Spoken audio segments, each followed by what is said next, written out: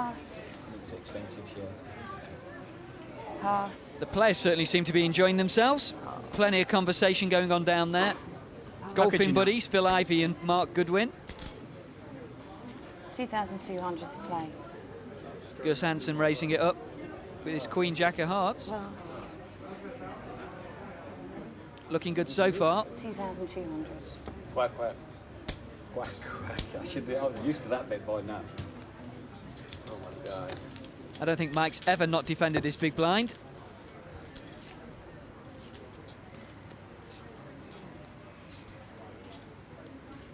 All right, you know what Well, Mike's caught the ace, but there's a flush draw here for Gus. Okay, it's an interesting flop. All of us will take a suit too.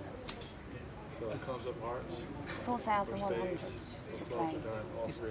That's 10,000.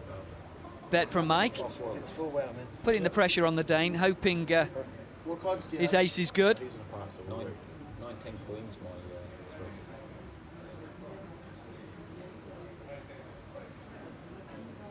Tough spot for Matusow here. He doesn't have much of a kicker.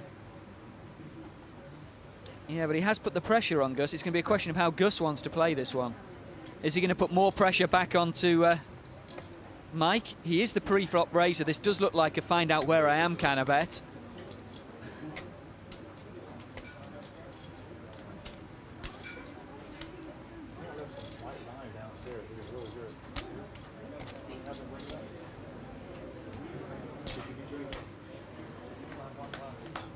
Putting the pressure back on him. Raising 13.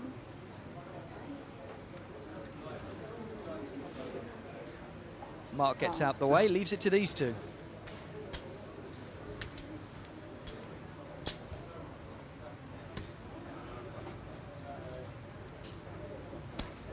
Well, that looks like a call to me. It's a brave call.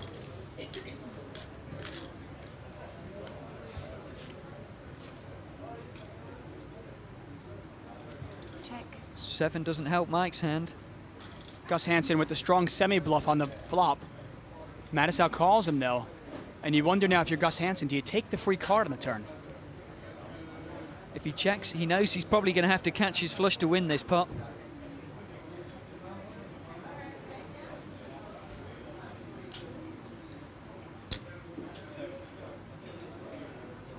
If he bets 25, 30,000, it would take one big call from Mike Matusow with ace with a 3 kicker.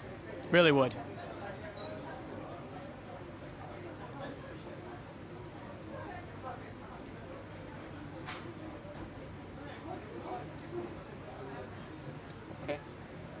And he takes the card. Yeah, he's decided to take the free card.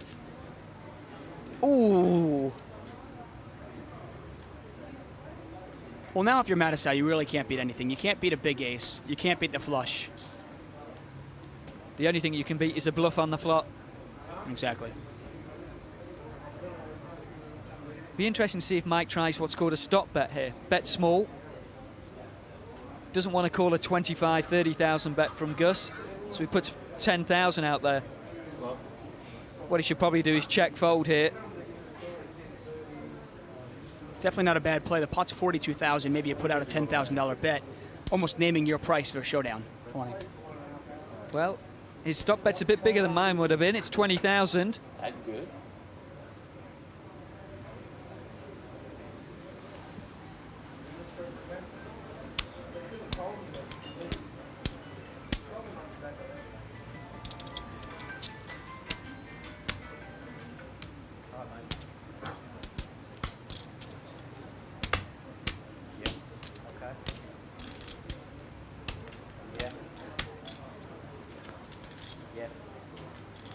Can't see him not calling this one, though, David. No, clearly he's going to call, but is there any value to raising it? Remember, there is a paired board. I really can't see him raising it either.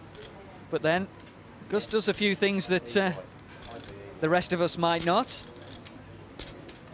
Caution certainly isn't his middle name. Obviously, he can't beat the king-high flush, and he can't beat a full house. If Matusow had, say, a set of 7s or a set of 9s here, or somehow had pocket aces.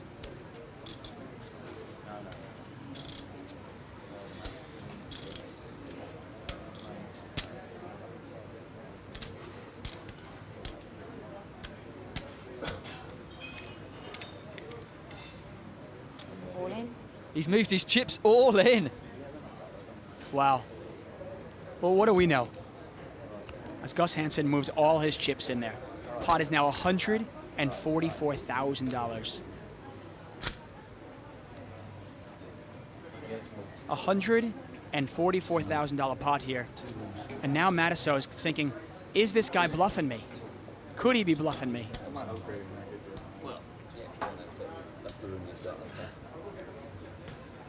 Well, what's going through Mike Matusow's mind here? He's checked the turn, Gus.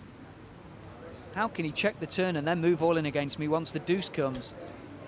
Well, the interesting play is, you normally wouldn't think somebody with a flush draw would make this move. Exactly. Well, he's mucked it. Gus wins a nice pot. Very nice pot. Tony G is going to play it. King, queen offsuit. He's done quite a lot of calling, actually, Tony G. Constantly trying to take on the razors. This time he's up against a genuine hand. And Chris Ferguson mixing it up with the suited connect. It's not something you see too often from him. He's getting crazy. Somebody's got to stop him. Well, it's a good flop for the pocket tens. No overcards. Check. And he's going to check it. And look at this. Tony G's going to take a shot at it. Always nice to mix up your game every now and then. It's an interesting play by Patrick Antonius. By checking it, he gets the bet from Tony G, and he gets to see what Chris Ferguson does behind him. Yeah, free information and quite possibly free money. Cool. Well, it's a little bit dangerous with the flat call. There's 6 cards that can hurt him, and now he's out of position. He's probably going to have to check the turn as well. So I was going to ask if he was going to maybe do a stop and go there, where he calls and then maybe leads out on the turn. Definitely wouldn't be the worst play in the world, and it's what's needed right now.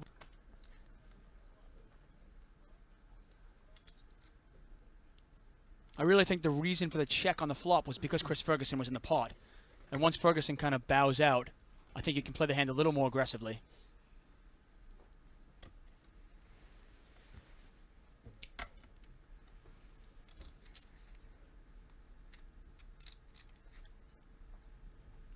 Finland versus Lithuanian-born Australian Tony G. 9,000. I don't think Antonius is going to go anywhere here. It's a $9,000 bet into a $15,000 pot. Pot is $24,000. And Antonius has played this hand very passively. Hasn't really gotten much information, but he's way ahead. Tony G with only 6 outs.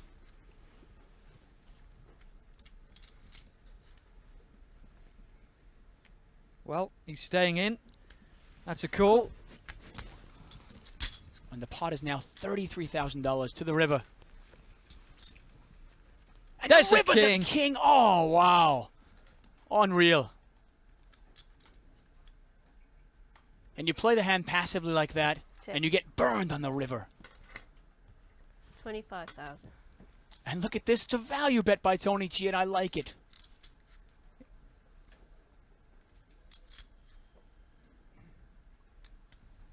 $25,000 bet from Tony G. Pot is $58,000, and Patrick Antonius calls. He's going to be sick when he finds out Yeah, what look at he's that. let Tony G hit here. Oh, and he just shrugs his... Could have put your hand up to take the pot earlier.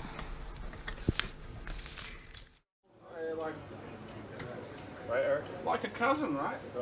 Pass. Queen, queen, 7-7. Alan Cunningham, I'd say me 4th and place Gus are finisher in the cousins. 2006 World Series of Poker main event.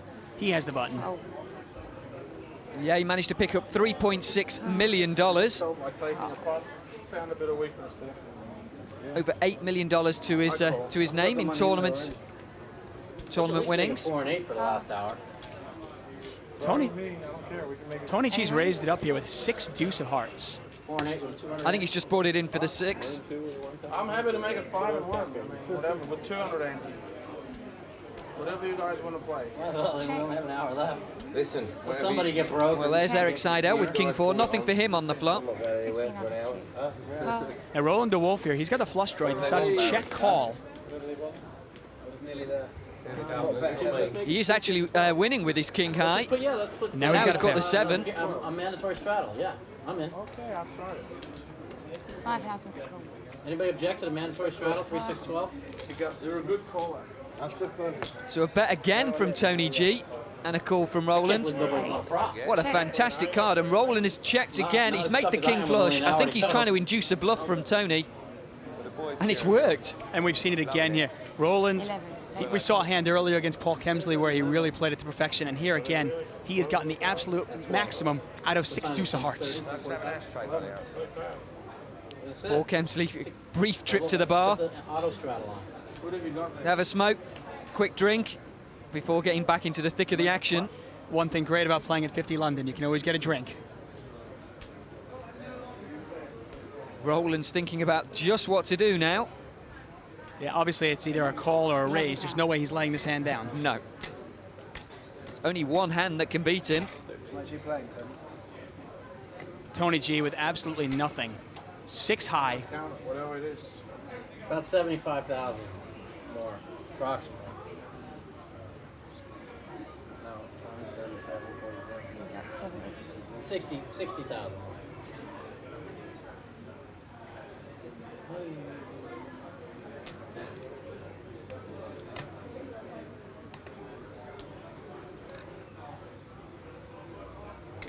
There's 6. It's serious. Pot is 26,000. Roland DeWolf, the sheep, deciding what to do with his king high flush. Raise. Well, that can't make Tony G happy.